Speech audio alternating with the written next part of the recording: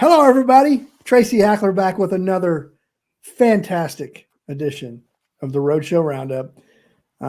Once again, joined by my good friends, my coworkers, my teammates, my Roadshow family, if you will. Trey Huntsman, Kentucky Roadshow, Lexington.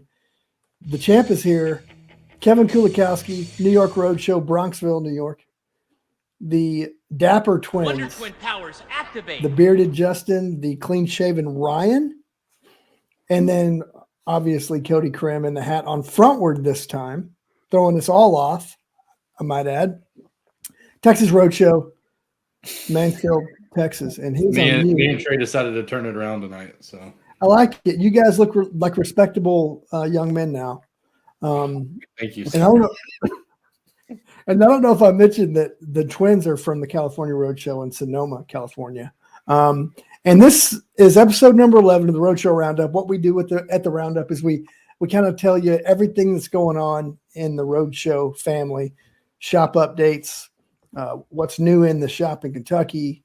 But this is a special episode because we have a special guest, our first special guest, that I'm giddy about bringing him on. His first name is Josh. That's not true. Well, you said Giddy, Josh Giddy. I thought we had him. No. Oh Wait, do we not? no, we don't have Josh Giddy. We don't have Josh Wrong Giddy my yet. notes. He probably has a game. Right, but I thought he was making time for us. Hold on, come on. I'm prepared for him. We can get him. Why on earth would you be prepared for Josh Giddy? Now all of my notes are irrelevant. So whoever our special guest is, this is going to be rough. Then. What were some of the notes you wrote down, Kevin? Actually, could you share them with us? Yes, hold on. Give me 1 second here. Let me just pull those up. Oh, sure. Sorry to rob you of a good time. Well, yeah, maybe it'll be don't better rob time. us of a All good right, time. my notes were: he has cool hair. That's true. He looks like he'd be fun with. That's true. So far, it sounds like Trey. I'm not quite sure what position he plays. Okay, that's So that would have been a good question to ask him. No, well, he kind of plays a couple of different positions. So, like, He's which like one a is 6'8", like Right, tweener. like Josh, pick one. And then finally, can he get traded to the Knicks because the Thunder kind of suck? Because So those the were my air notes game on the Thunder sucks. for Josh. We can Well, ask two of all those- the questions to our actual guest. yeah. Two of those questions are spot on. Your first two questions are spot on. Right. Our special guest does have good hair, and he does look like he'd be fun to hang around with. So, but It's more He More- could probably still start for the Thunder. Probably. oh, no doubt about it. He could play all five positions for the Thunder, a la Magic back in the day. So let's just get started with shop updates because I know there's some pretty good developments in Texas and New York. There's some new products moving in Kentucky. So let's just get started. Trey Huntsman, what's happening in the Kentucky Roadshow this week? Just the same old, just new products, new singles, and new space. Just the new normal stuff that happens on a daily basis. Well, those aren't normal. One of those is not normal anyway. Yeah, so if you haven't seen on Roadshow cards or on our accounts, we are expanding just directly next door, and it's going to become kind of the museum side of the Kentucky Roadshow. This side here that if you visited, it's going to stay the same. It's just going to have more singles, more wax. It's going to become more of a card hub on this side. Then on the next side, that's going to be shoes, jerseys. It's going to be a full basketball museum over there with arcade stuff, plenty of really cool museum things that we're going to do over there. So I've been kind of envious of Kevin, Cody, and the channels over the last bit just because they're getting to do all of this from scratch and really getting to do new ideas and live into it a little bit after seeing what we did here. And now that we have that, it's kind of a blank slate. It's pretty much like the floors, the ceiling, all of that. Everything is great. It's just now just go in there and start furnishing it. So we're really excited to get to do that, do a lot of content of us getting in and designing, content, subscribe, doing all that. It's going to be a life. Yeah, that is pretty exciting.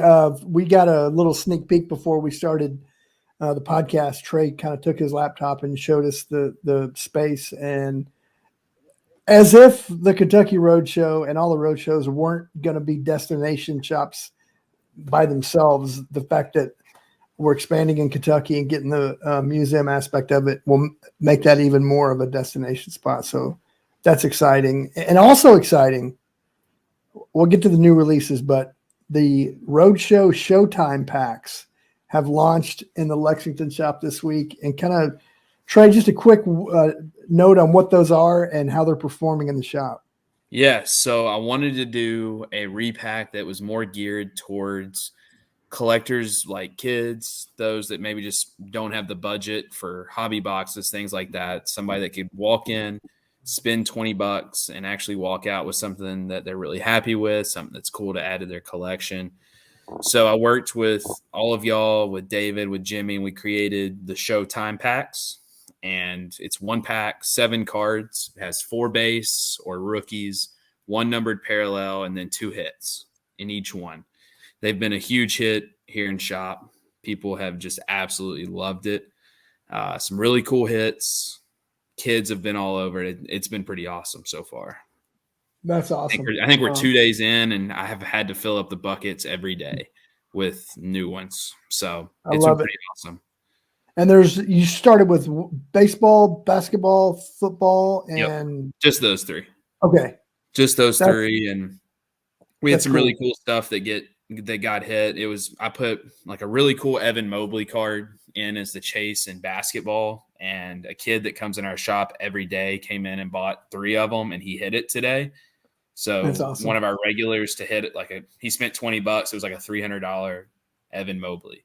And it was the coolest thing to get to see that. And that's kind of the goal of what we want to do with those, is just provide really cool cards for kids and those that maybe don't have the budget to spend a ton on hobby boxes or singles, that they can walk out happy.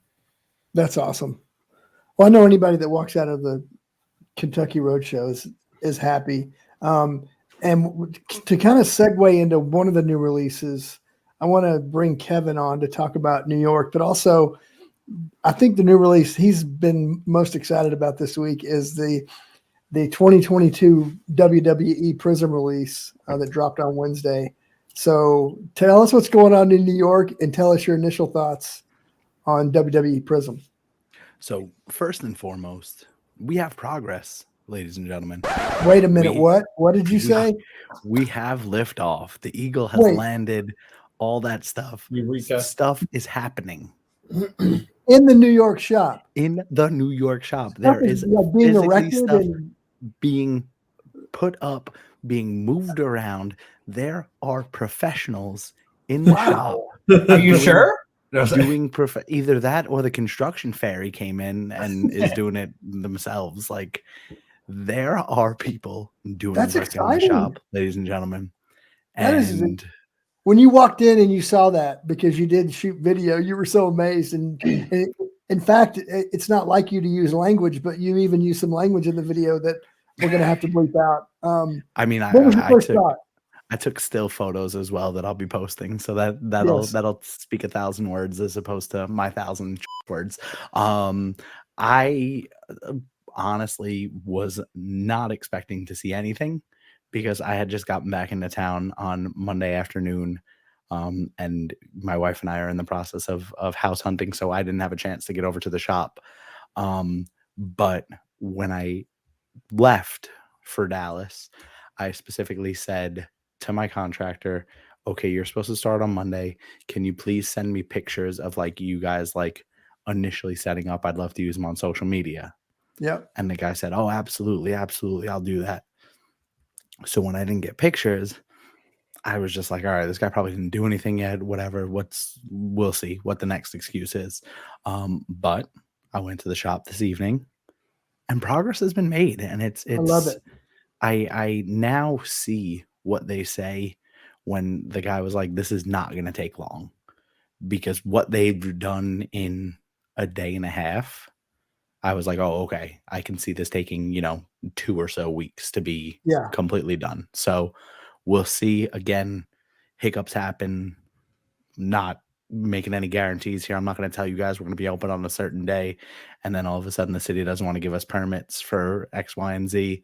Wow, We've shots seen fired. that happen before, and nobody likes that. So we'll just say we'll leave it at progress is being made, and progress is a beautiful thing, ladies and gentlemen. It really is. It is really. You could say that again. Hey, can I make a little side personal request? Will you send me some of those pics, and I'll Of course. I'll use them on the Roadshow account too. Yeah, That'd be absolutely awesome. And then to answer your WWE question, I have never in my almost 10 years of hardcore collecting wrestling cards, I have never seen mainstream hype around wrestling cards as much as I have specifically in the last 24 hours. It's absolutely wild. The high-end chase cards, specifically the Color Blast, the first John Cena hit the market, a dude on Twitter hit it, said we're gonna let the market decide the price. He put it up 99 cents starting bid. Called a shot too. He absolutely did. Yeah, he said he opened a box and was like, if I don't open the rest of this case, there's going to be a John Cena Color Blast in there. Sure enough, the next box that he opened was a John Cena Color Blast. So good for him. I opened a case and did not sniff anything remotely as nice as a John Cena Color Blast. But the dude listed it 99 cents, let it ride. It is over $10,000 already with 2 full days left. And unless somebody comes in and hits another one, posts another one, and tries to get a quick buy it now to create a ceiling, that card's hitting over 15, I would assume. And that's raw too. And that's raw. Listeners that haven't seen it, we're on release day, so obviously no time to get it graded either. Unless you do walk through. Would you say it's Monday Night Raw, Kevin? Yeah, Monday Night Raw. There it is. There it is. Wow. Well played. Thank you. Well played. Why would you not sub that? Like, I guess just try to strike while the iron's hot. Absolutely. Wait, what was the question, Trey? Like the Cena, like, would you like one day that with PSA or Beckett? I probably would. Like, if I think I'd want to do walkthrough at that point, though. But you'd also want to be the first, yeah. right? Like, there's something to be said about the first, because that one's going to dictate the market, especially if So what happened? And I don't know if we were going to do the deep dive now, but like the Cena went up at 99 cents, right? And I didn't think that Cena was going to be the most expensive one. I thought Roman Reigns was gonna be the expensive one, but then somebody put a Roman up at 10K buy it now. And it didn't get clicked right away. But then the Cena went over the 10K.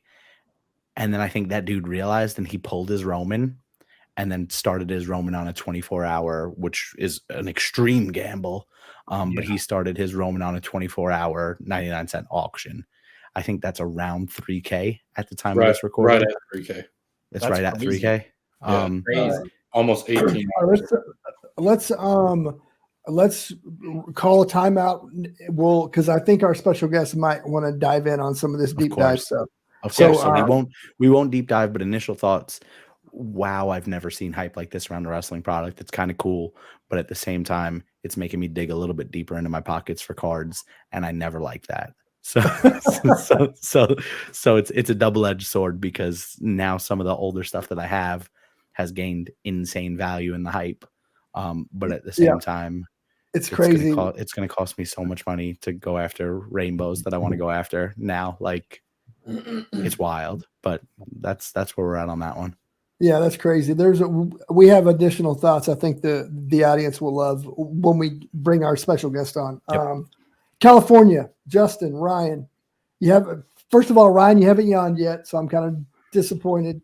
It's coming, guys. It's coming for our loyal viewers. Give me a chance here, Hack.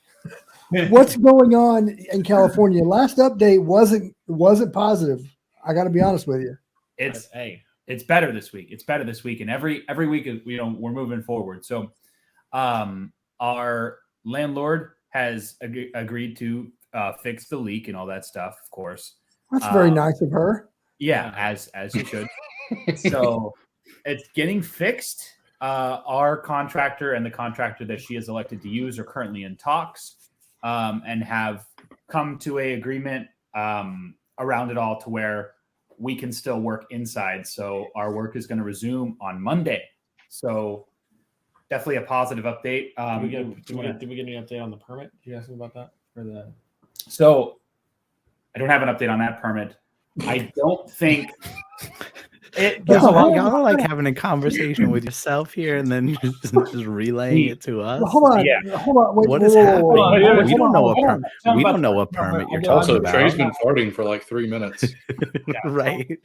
Hold on, Ryan sets up his brother for complete and utter failure. He said he talks about the permit like he's throwing him a grapefruit at batting practice, and Preston has no clue what he's talking about. No, we don't have any updates on the permits to what permit.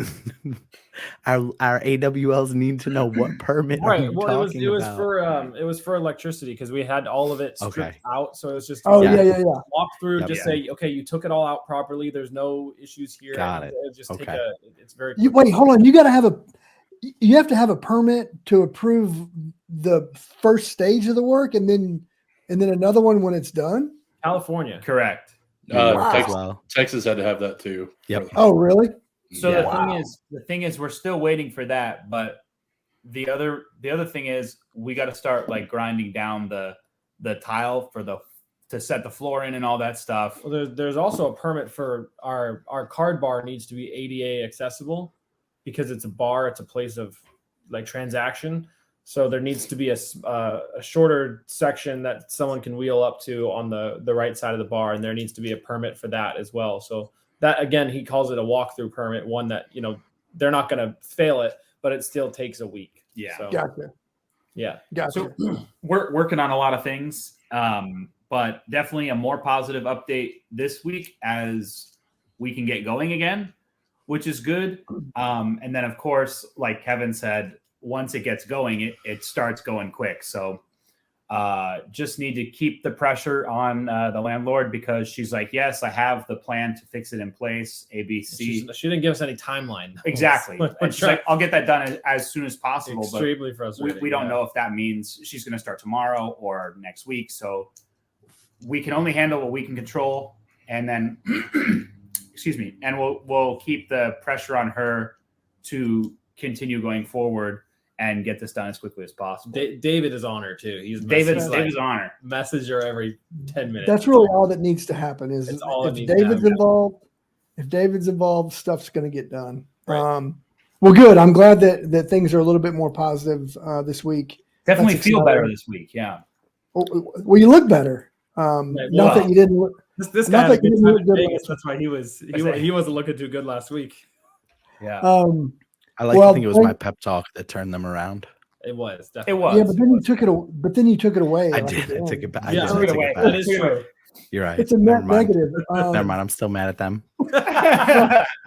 Thanks for reminding me. You're welcome. All right. Well, that's California, and then Texas Roadshow. What I know there's development there because I can drive to the shop in Mansfield and see it with my own eyes. But what's happening there, Cody? Yeah, I'll try to make mine quick because I know we want to get our guest on, and Kevin did a 15-minute monologue.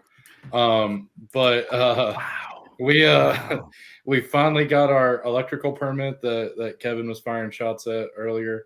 13 days it took to get an electrical permit. Don't know why. No explanation was given, but they came out yesterday, passed it. Now we're just enclosing walls, and then it'll be paint and flooring and paint.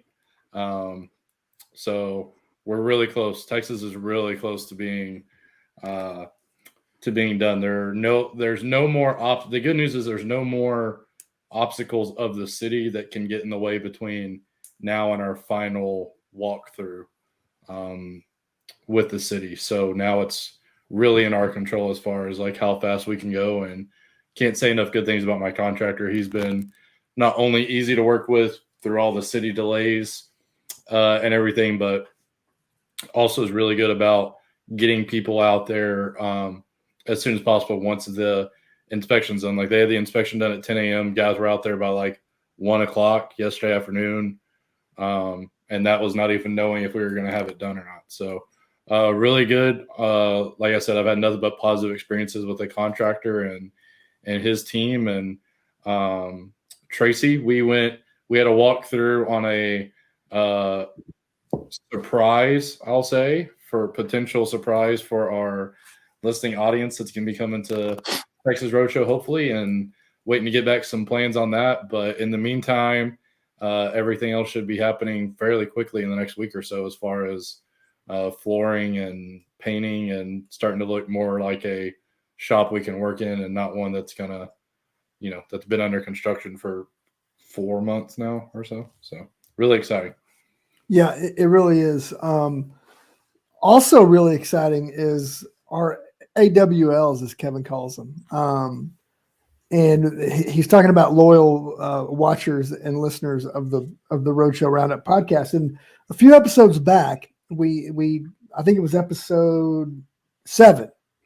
One of the comments on there was from a friend of the show, and the comment read, "This is my kind of content. If you guys ever want a guest participant, let me know, because I just want to shoot the with the crew." Well, we're about to shoot the with this guy. I'm going to bring him on. He needs no introduction, but we're going to give it to him. Rob Ackerman, Bay Area Cards 13. Welcome to the show. Hey, guys. Well, yes. Oh, thank you. Thanks for having me. I really appreciate it. Oh, dude, thanks for being here. Thanks for your patronage of this nonsense that we do. Long time listener, first time caller. Oh, okay. Well, we love long time, first time. So Rob is obviously a diehard collector. And kind of just briefly talk about how you and Jimmy came to know each other. Sure. Yeah, no, it's a funny story. I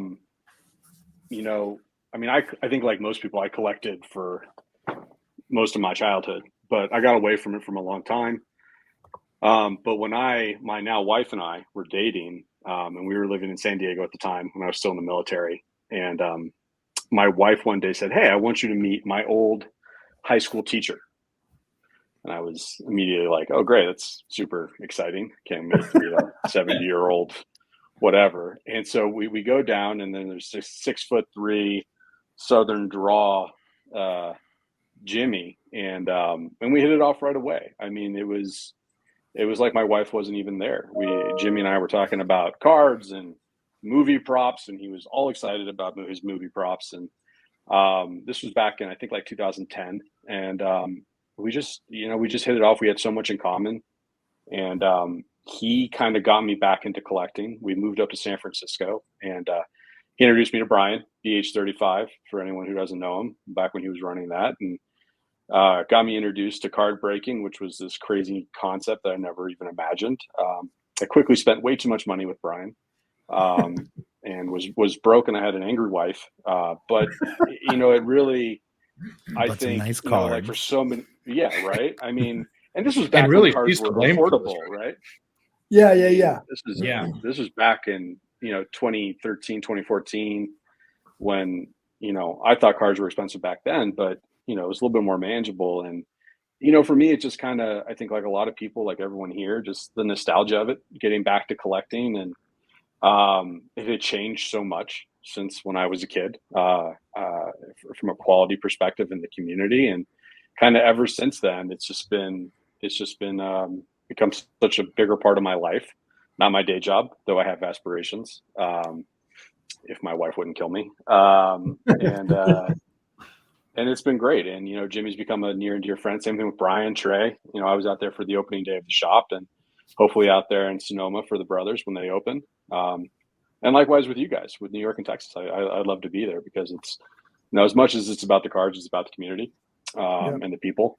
And just that's why it's fun to do this. So yeah, no, it's you're dead on. We obviously love you as a buddy and as a fan, and I know Jimmy sings your praises quite often. So it's awesome to have you on. And thank you. We were talking before about this week's new releases. Not sure how much of a big WWE guy you are, but WWE Prizm hit this week, and we were going to do a kind of a deep dive on that product. Well, I think that's great. Tracy. I mean, We should talk about it. No, I'll just say, so, like, I love it. I'm not a WWE guy, but I'm the type of personality when, like, after this week, I'll probably be a WWE guy because there are sports cards to chase, which is a terrible, terrible addictive personality. But yeah, let's dive into it. Well, I mean, Rob, I think before we get into the wrestling talk, why don't we just find out a little bit more about you and your collecting? What you zone in on. What are some of the things you collect? What are some of your favorite sports to chase? What's your PC? All that kind of stuff. He's a big Dodger guy. Where'd you go to high school? God, take that hat off. Take that hat off and burn it. It's no, I'm from the Bay Area originally, actually from Napa, which is a small world with the brothers.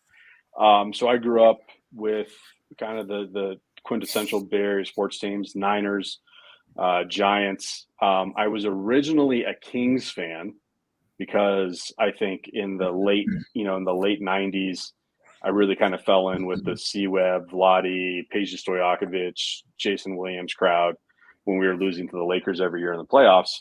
And then obviously now with Steph and what the Warriors have done kind of in the past 7 years, it's hard not to be a Warriors fan.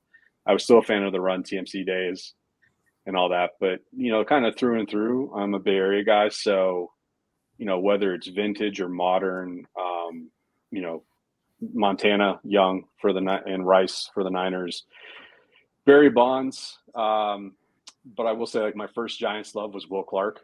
Growing up, it was a little bit before Barry, and I don't know how many people know this, but Will Clark's first at bat was actually a home run against Nolan Ryan in his first game.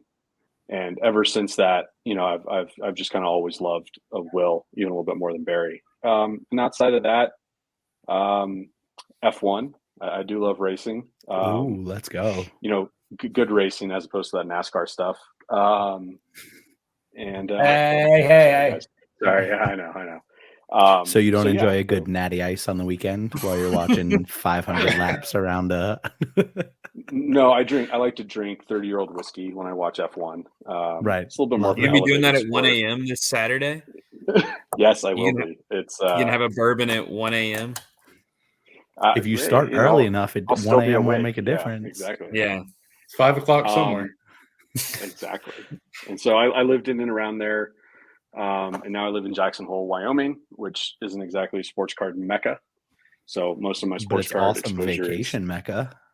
It is. It's we love it. My wife and I love it, and we're listening to all the construction talk. We're in the process of designing and building our home here, and totally sympathize with what you guys are going through. But yeah, no, I just love the community. I love the people. The cards, they're great. But honestly, I don't buy as much anymore just because of how expensive everything's gotten. Every now and then I'll dabble. And I think a little bit more focused on my PC and, individual chase as opposed to, ripping 15K cases, which is, he's looking at you, We're Kevin. going to keep the Lewis Hamilton. Does that mean that's PC? Yeah. I mean, that was with you guys. One box. I'd love to show it, but it's already off to grading. Lewis Hamilton orange auto to 25. Oh, that was with Trey, wasn't it? No, I had a different Hamilton. This is Mikey. Yeah, It was. Oh, Yeah. Okay. Yeah, the fact that Roadshow put out 2 Hamilton autos out of 25 in a 2-day span was just wild. But that's what we did. Hamilton, your guy, Rob? Yeah, Hamilton's my guy. Well, so I mean, God, I don't want to go down too many rabbit holes. I apologize, but like I grew up as a Ferrari. No, fan. this is what we love. This is it. This is it. This is the show. This is the show. We film for 2.5 hours, and it somehow turns into a 40-minute show. Like, so this is. Yeah. I grew up as a Ferrari fan. My family would go around and we go to F1 races. This was when Michael Schumacher was doing his thing, and just kind of fell in love with the fact that he won a lot because I was young, and was lucky enough to get some stuff from him. I have a signed race used helmet in my office here. And, wow. Oh, that's cool. And now that it's just great that F1, is kind of more mainstream here in the US. It's nice that it's on ESPN. It's great that there's sports cards. It's great that there's more races here. Super excited about that. Vegas. And then we actually have a couple of our companies that we're invested in are actually sponsors. So it's fun to see that on race day. So though it hasn't led to tickets for me yet somehow, which is disappointing. But yeah, no, I'm all in things sports. Magic the Gathering. I mean, God, when I was 1992, I mean, I'm sure I pulled things that are worth a lot of money, and then I threw them into like a shoebox. Do you have any of the Power Never saw them Nine? again. So you don't have any Black Lotus cards just hanging around right now? No. My green cousin and I. monostones? I wish, but I still buy Magic the Gathering. There's like no real value in them now, really. But Yeah. it's just one of those things that's nostalgic and it's fun. And again, I think more than anything, it's about the community that comes about from them more than anything else. And that's what I love about it. It doesn't have to be expensive. It doesn't have to be rare. It just has to be something that you're passionate about, and that's what makes it work. So Yeah, no doubt. What's the one card in your collection that you hold higher than any other? Is there one? Oh, that's not fair, right? Because like there's different buckets, right? There's there's the sentimental, and so many of those are, as Jimmy would say, tied to memories. Things that Jimmy gave me as gifts when I was starting, things that Brian pulled for me when we were first getting going. Personal PC cards that are just near and dear to me that maybe don't, like a Will Clark rookie card, things like that just, take me to a different place. And then of course, I mean, it's always fun. Like I'm a numbers guys by trade for my day job. And so, it's fun to kind of look at the value and, kind of look at it and kind of laugh a little bit and not quite understand how it happened. And, but the most important ones, I think, are the ones that tied to important memories and people more than anything else. So, yeah, no, that's special for sure. That's the Roadshow. As soon as Jimmy gives me his Steph RPA, that'll be my favorite card. In case he's watching. Do you still have the cards that you bought? Like, because you were our first customer on the website, and you were the first customer in our shop. Yeah, that's pretty cool. That's really big. It is big. For the sake of the show, I'll say I still know where they are. If you could see my office, it's a disaster. But that trip was a blast. Seeing Jimmy's dream kind of come to fruition after talking about it for years and going through all this health stuff and getting through it, and finally like, hey, I'm going to build the childhood dream. To be there was super fun and important, and to see how much of the community turned out, the kids, the dads, which I think is one of the great things, the daughters, about the hobby. It's multi-generational. It's a way for different generations to connect and share. And so it was great. And now obviously it's expanded, and, hopefully every shop will kind of have that, same but different vibe. That's been the coolest thing is through the first year, it's, been here in our shop. It's me, Jimmy, David, wives, girlfriends, and all that. But in a kind of strange way, you were a big part of everything we've done. With whenever we opened that door, it was the four of us in here right before we opened. Yeah. You were on our site, and you helped us run trade night and the booth last year at National. You were like extra muscle whenever we were doing the PJ Washington signing at trade night. So literally like three of our biggest events as a shop, it's like, oh yeah, and Rob was there. Yeah. Well, again, I mean, it's silly, right? The best investment you can make is not cards, it's people. And it's cliche, it's silly, but it's true. And Jimmy, I would do anything for Jimmy, and I'm just getting to know you guys, and it's been great. And but to be there for important events, to remember, at the end of the day, like all the cards go away and all that stuff, but to have memories and friends is the best. I have a couple questions for Rob real quick. Well, one's more of a comment. So funny enough, my best friend is actually also a huge Will Clark fan. Not for the same team. Obviously, Will Clark did a lot for the Rangers, but also one of Kevin's best friends, Shoop. Yep. Huge Will Clark fan. AWL as well. Yeah. He has like the number 22 in all of his stuff, like email, like everything, gamer tags, everything. But you were talking about Jimmy's movie prop collection as a way that y'all bonded, and I don't think many of our listeners actually know how impressive of a movie prop collection Jimmy has. But let's get off cards for a second. What's your favorite movie prop or piece of movie collection that you have? Oh, that's Harrison Ford. You know, I mean, I'm like, first of all, Harrison Ford lives here, so I can actually run into him on a daily basis, which is really, really cool. And I've actually spoken to him, and I thought about before my wife and I got married, we were at a little coffee shop, and Harrison Ford was like 3 people in front of us, and I looked over at my wife and I just said, "Do you think if I went up and asked him to marry us, he would do it?" And my wife said, "You're not going to do that. You're not going to talk to him." I had my chance and I blew it. I choked. But with that, like I'm a Star Wars fan. I'm an Indiana Jones fan. So Air Force anything and all things Harrison. Yeah, absolutely. Air Force One. Well, Steven Seagal, dude. I'll go even different, right? So Jack Ryan, and I don't know how many people are Jack Ryan aficionados. Tom Clancy. So Jack Ryan was a history teacher at the Naval Academy, and I went to the Naval Academy for undergrad, and I was also a history major. So I know that in the history department at the Naval Academy, there is a picture of Harrison Ford, aka Jack Ryan, listed as Professor Emeritus in there. And so it's a long way of just saying there's a lot of connections between me and Harrison, and I don't think he probably doesn't know and appreciate how deep our now he'll connection know is. after he hears this episode. He's a long time listener. Indiana Jones listens. Right. Well, we Imagine can't we have Tom confirm. next We week. can't confirm or deny that Harrison Ford listens to this show. He's one of our 25 listeners. Well, Right. I will We need to run the I will go run analytics. over to his property after this and just hold up the phone so he can Just can put out hear a big movie screen so he can see it We're from gonna- his property. We're going to be watching news reports about Rob over getting arrested. interested. Please come bail me out. Yeah. But yeah, no, I mean anything Harrison Ford. I mean is high up on the list. You know, outside of that, I don't have as many movie props as Jimmy does. I don't know if anybody does. But you know, I grew up. I like to think I grew up in a golden age. I mean, of cinema. I mean, the '90s were great for really campy cult classics. But Harrison Ford, yeah, he's definitely up there on the list. Any of the classic action stars, I think.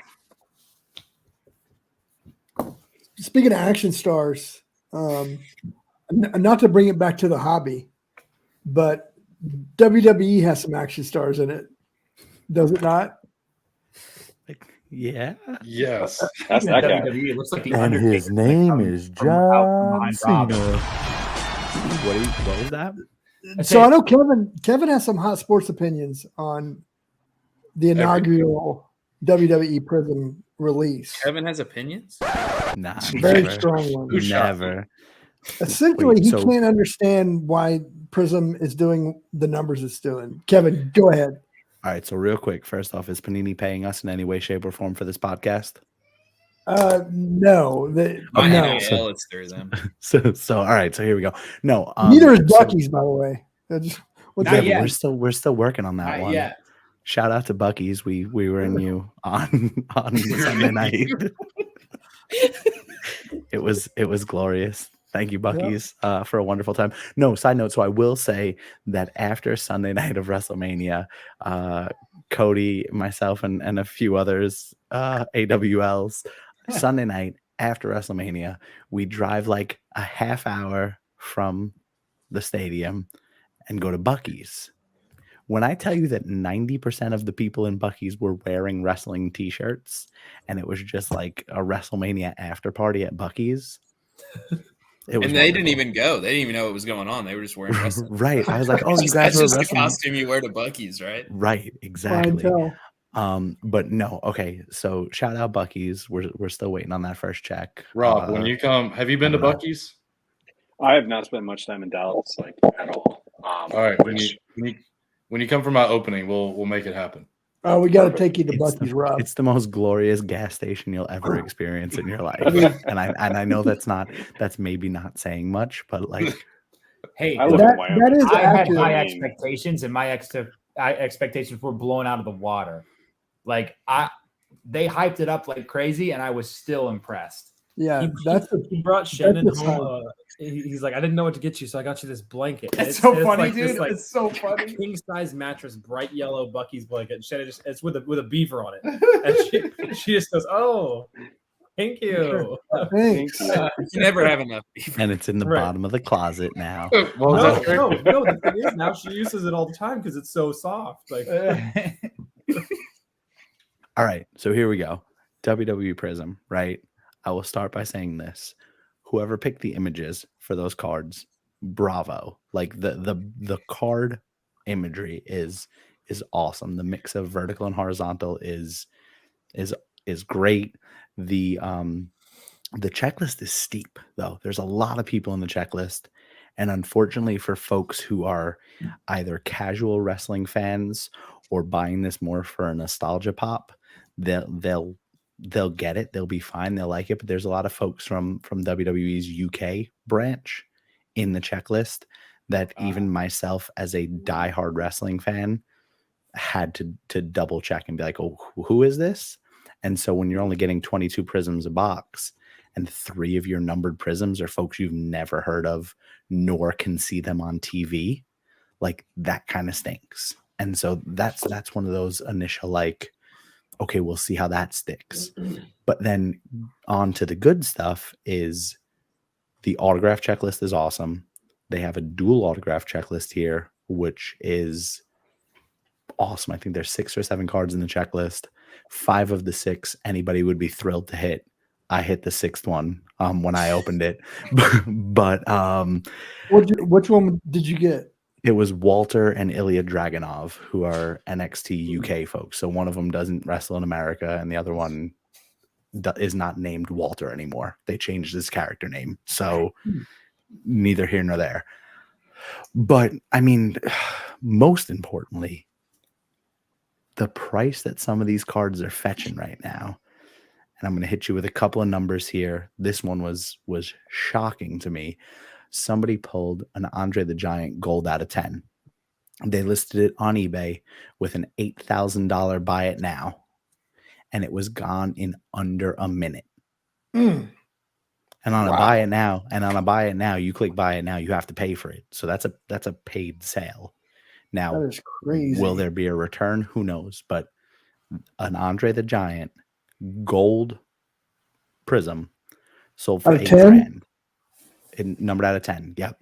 You can buy an Andre the Giant cut autograph for cheaper than that, to put that into perspective, which is wild.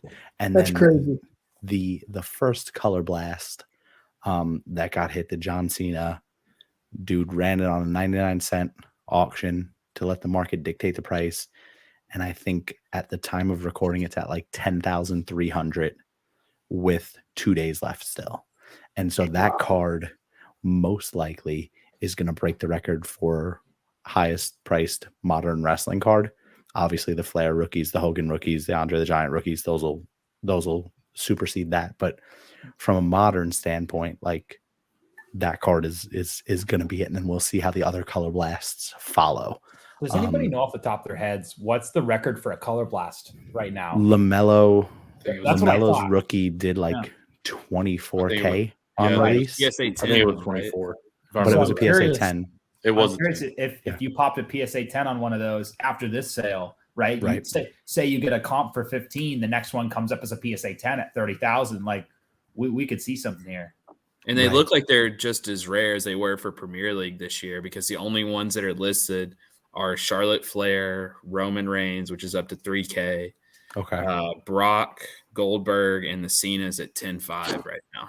I saw someone pulled a Sasha Banks on Twitter, and it looked Yeah. it was my favorite looking one that I've seen. It looked really, really cool. So I like the action ones more than I like the like still posed ones. Yeah. Personally, just I feel like, especially with Color Blast being associated with sports cards, right? There's Right. something to be said about that action pose versus just throwing somebody, doing their like signature stance on a card. But with that being said, no, the Sasha Banks one is still very cool because her colored hair mixed with the color blast. That's what I liked about it with the colors. It did mesh well. I mean, but so the interesting thing that we spoke about, Tracy and Cody and myself spoke about a little bit earlier, and I'd be interested to hear what everybody else has to say, is if you look at WWE Prizm, right? It's clocking in, for argument's sake, we'll use a round number. It's clocking in around $925 a box on release day, right? With the excluding Transcendent, the previous most expensive retail price of a WWE box has been about $400. So this doubles that. And the $400 one is a 10-pack, 10-hit, sort of formatted like that. So this is a real different format. But the interesting thing for me is if you look at last year's Finest or 2021 Finest or Chrome, right?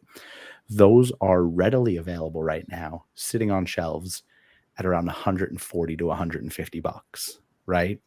And so the conversation we were having earlier is a black refractor that much more of a wow effect than a superfractor?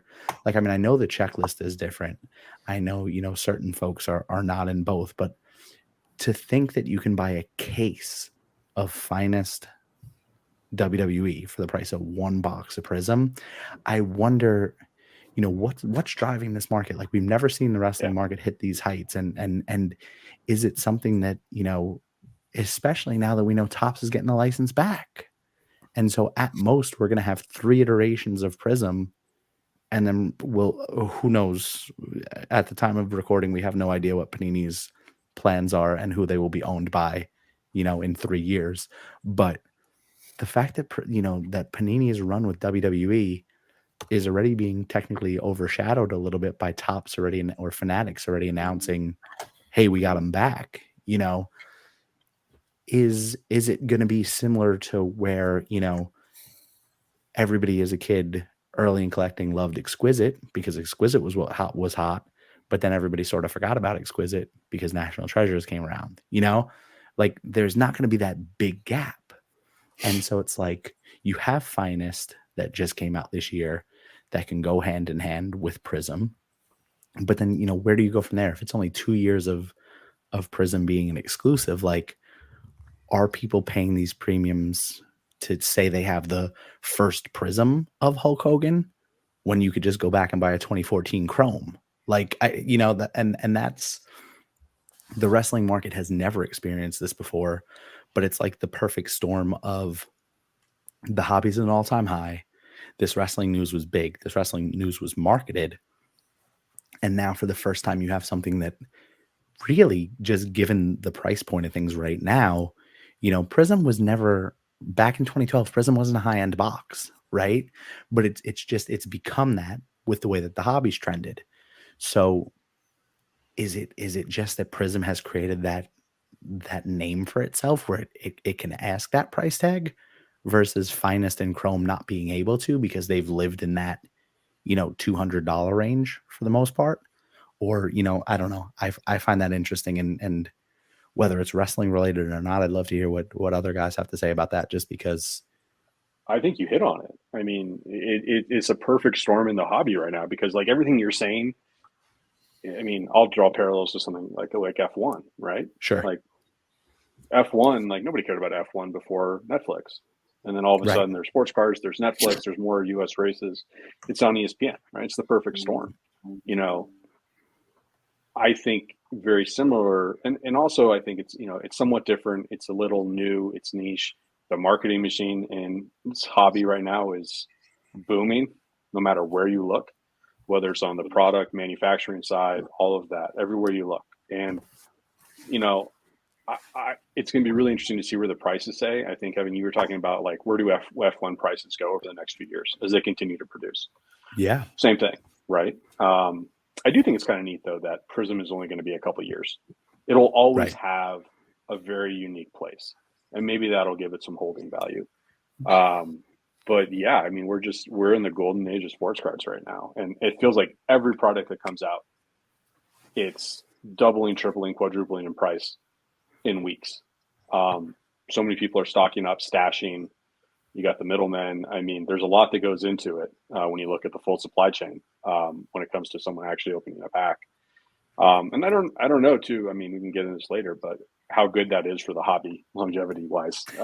But for the time being, I think it's a lot of fun because it just brings more and more people, more wrestling fans that maybe never thought about cards are now dipping their toe in the world of the greater sports card market. So it's a WWE Prizm can be a gateway to the broader great wide world of sports cars. So real quick, I think that a good comparison for it is UFC. Now I've been really high on UFC, and I've made a lot of comments on this that I think UFC is going to be the thing in sports cards over the next decade. Just because if you look at ratings, the only sport in America that beats UFC is NFL, and it's a product that you have to pay for typically, unless you're catching it on Fox or something. But you look at old Topps Chrome UFC stuff, and before Prizm released, it was fairly inexpensive. Like the box prices were around what Finest and Chrome Wrestling are in that $150 to $200 range, and Prizm UFC drops, and all of a sudden it's in the thousands of dollars range. Similar pricing as to what WWE Prizm is now. So I think that that's just kind of what the market and we can get into a debate all night on whether we agree with this or not, but I think that it's inevitable that Panini has done a good job, and I don't know if all credits to Panini or if it's the new people that have come into the hobby with Prizm being king, so now they just want Prizm of everything, and they haven't been around Topps Chrome basketball or Topps Chrome football, right? And Prizm is just king now. And then the supply chain issues, like Rob touched on. I think it's a combination of all the new collectors wanting Prizm because that's all they know currently. There's supply chain management that has affected pricing on certain things, and obviously I think that part of that is Prizm, and I think that retail shops have just said, look, people are going to pay this for Prizm products, whether it's UFC, WWE, basketball, football, whatever. Prizm's king right now. We're just going to throw this price tag on it, and people are going to pay it. And to their credit, that's what's happening. I don't know how well we did on in the shop today on WWE, but I believe we sold out of UFC Prizm in a day at a $950 price point, something like that. So the market is just crazy right now for those premier, quote unquote, premier products like Prizm, Optic, Select. All those products seem to do really good. This is such a great example of how much the hobby's changed over the past 5, 10, even 20 years, right? And Kevin, you see a little bit with when you open WWE, right? There's this joy of opening a sport that you love without necessarily being too worried about the value. But at $925 a box, you're not doing that, right? But it's still there's such a joy of every card that you're going to look at. Of course, you're not just going to quick flip through for color and then be done. Right. And yet, so many of the conversations today are about what's value, what's the dollar amount, what's eBay saying, what's the transaction for this. And it's so interesting because the hobby, this is not to say bad or good, the hobby never used to be as much about the value, right? It used to be about the connection to the event, to the players, to the what was on the card. And again, no shame, and I love the value of things as much as anybody else, but it's interesting watching that, right? Where the love and the capitalism intersect is a really interesting case study with where we are kind of in the market right now. We need to rewind just a little bit though, because I want to hear how WWE Prizm did in the Kentucky shop, Trey. The WWE Prizm actually was kind of slow in here compared to some of the other releases, and I think that I had a ton of people call. I had people like, hey, do you have WWE? What's the price point? What's the price point of packs? And a lot of our local WWE fans, they didn't want to spend $935 for a box. I had some people come in, they're like, oh, I just want to buy a pack. I collect wrestling. I just want to try a pack. And I sold a handful of boxes here today. And what was ripped in here was okay. It was kind of like Kevin said. I'm not a huge wrestling follower, but I mean, I know enough to get me by. And somebody was ripping it in here. I was like, I've not heard of any of those people.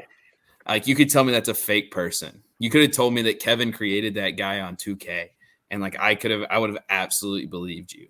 It was kind of different, but it is something that had a ton of interest. And I think that the singles had a lot of interest. Like, when people were ripping it in here, like, nobody could look away. Like, we had people gathered all around, people wanting to see it, wanting to see what people get, because it's the entertainment factor. Well, I know we say this every week, but we could quite literally go on and on and on this. But that's been a lot of fun. Rob Ackerman, Bay Area Cards 13. What you guys are doing, the brand you're building, I think is really important for a lot of the reasons that we talked about building a community and building communities within communities, to make sure that it's accessible, to teach, to help. And just love what you guys are doing. Keep it up. It's great. Look forward to seeing what comes next. Well, Rob, thank you. Thank you all for watching, guys. My family, my teammates, love you. Love y'all. We'll see you soon. Take care. Everybody.